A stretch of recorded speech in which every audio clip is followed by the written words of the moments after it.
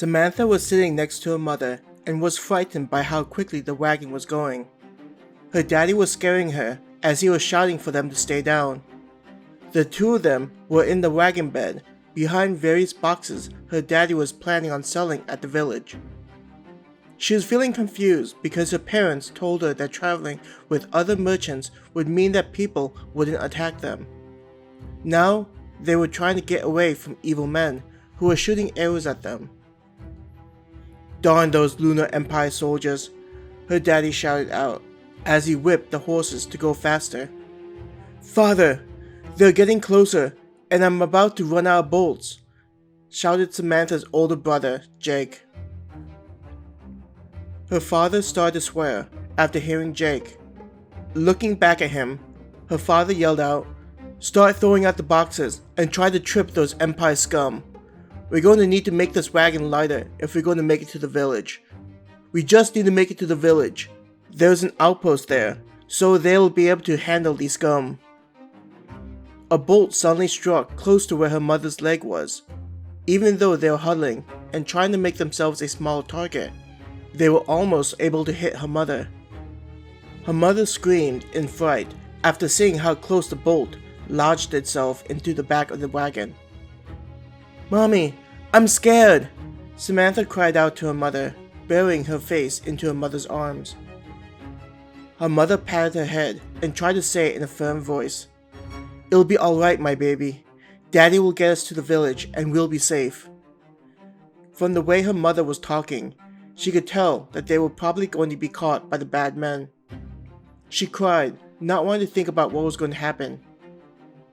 Samantha felt a sudden lurch as the wagon suddenly weaved. "What are you guys doing?" her father yelled out. She heard a voice call out, belonging to one of the other merchants. "I'm sorry, Carl. We have to think about our family." "Stop it!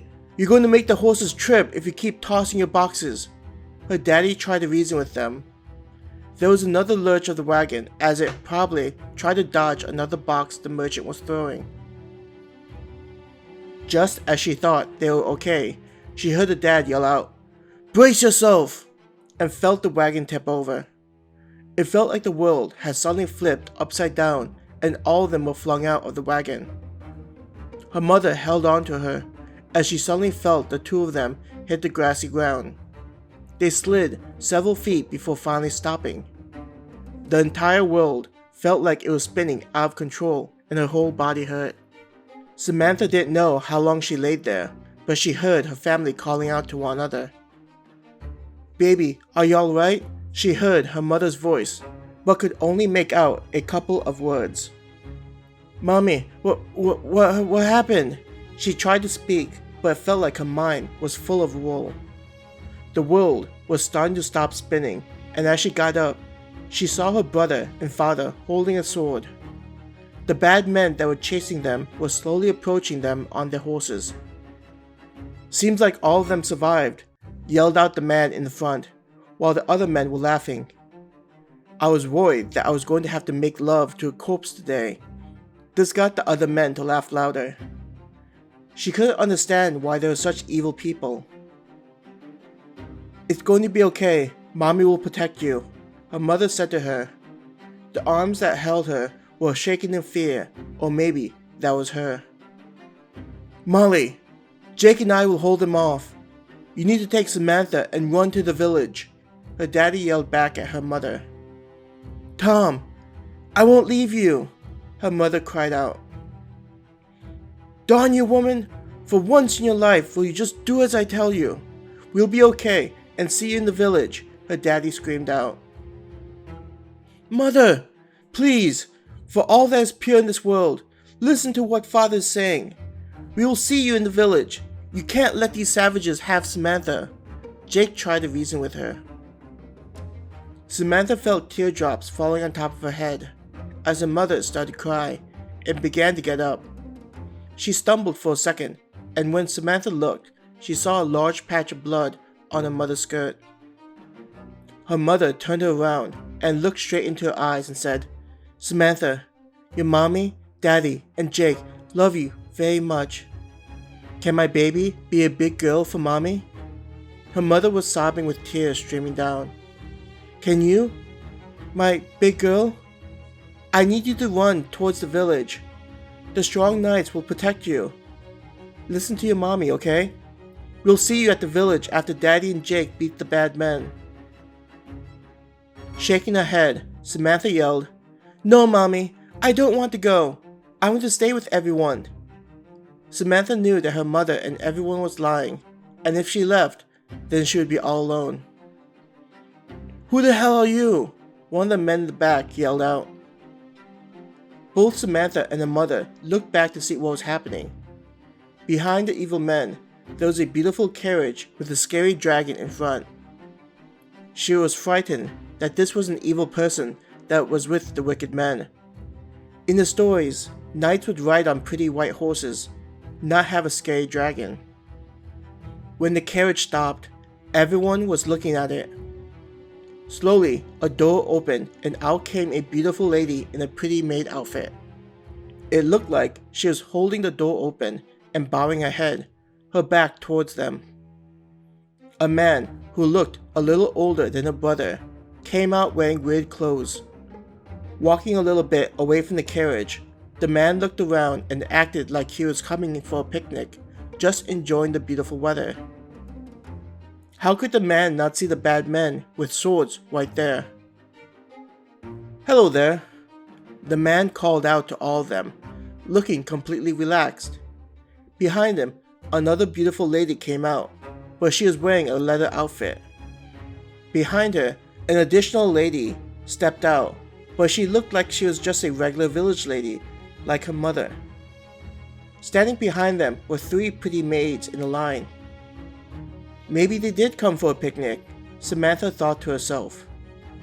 Looking up at her mother, she asked, "Mommy, are those bad men going to kill the pretty ladies?" Her mother didn't say anything and just held her closer. "Whoa, those are some lovely looking ladies you got there," the bad man in front yelled out. "You look a bit lost. How about you leave behind your companions and get back into your fancy carriage and be on your way?" The man started to laugh and say, "I'm having appalling luck with people today. First, I go to a village that treats people like crap, and now I'm dealing with stereotypical evil soldiers. Is there any way you could be more cliché?" The bad men didn't look happy at the man laughing at them and turned towards him holding the swords menacingly. "I tried to be a gentleman, but I guess we're going to need to teach this noble brat a lesson. Make sure you don't hurt the women. I get first dibs on all of them, and the rest of you can have your share after I'm done." "Captain, you're so generous," one of the men yelled out, amongst the cheering of the other men. Aside from the village lady, none of the people standing next to the carriage looked frightened. Samantha looked confused since there were so many bad men, but there was only one man. "Jake, we need to help those people out," her daddy told her brother. Getting his sword ready, Jake said, "Yes, father." Without any indication, the lady in leather suddenly made a big sword appear, and she jumped at the bad men. Swinging her big sword, the bad men were killed one by one. Sometimes, when the lady flicked her sword, she would cut the horses in half and blood would spray out everywhere. "What are you doing? Hurry up and stop her! She's just one woman," the man shouted at the other bad men. The lady kept killing the bad men, bathing the grass in blood until it looked like a small lake of blood had formed. Samantha's father and Jake just stood there looking stunned, no longer trying to help. Even though her brother was powerful with a sword, Samantha didn't think Jake could beat that woman. When the captain was killed by the beautiful lady, she made her sword disappear and walked back to the man. The man kissed the lovely lady and then walked towards her father and brother. Before he reached the blood, he waved his hand and made it disappear. Jake and her father put away their swords, and her mother and Samantha ambled to join them.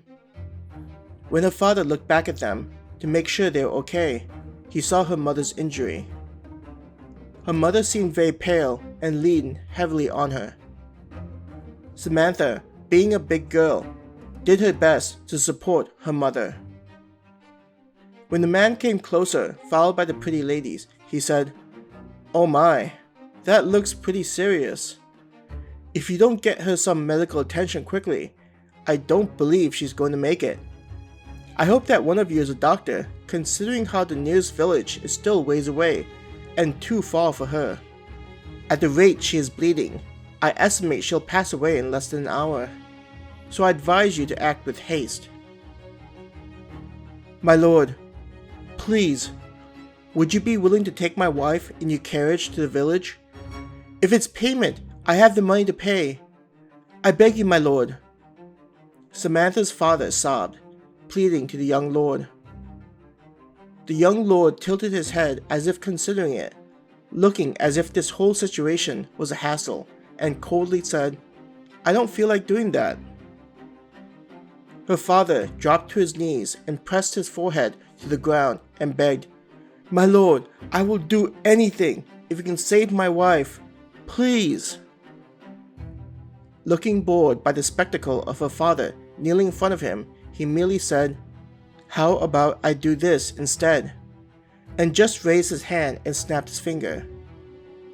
Her father looked up in confusion and looked about to ask the young lord what he meant, when her mother suddenly exclaimed, "Honey, I'm healed!" Her father, Jake, and Samantha looked at her mother, wondering what she was talking about, and saw that the wound on her leg was gone. They just stared at the place that was dripping with blood and only saw her clean clothing. All of them looked back at the young lord, who was smiling and calmly said, "Isn't this a better solution?"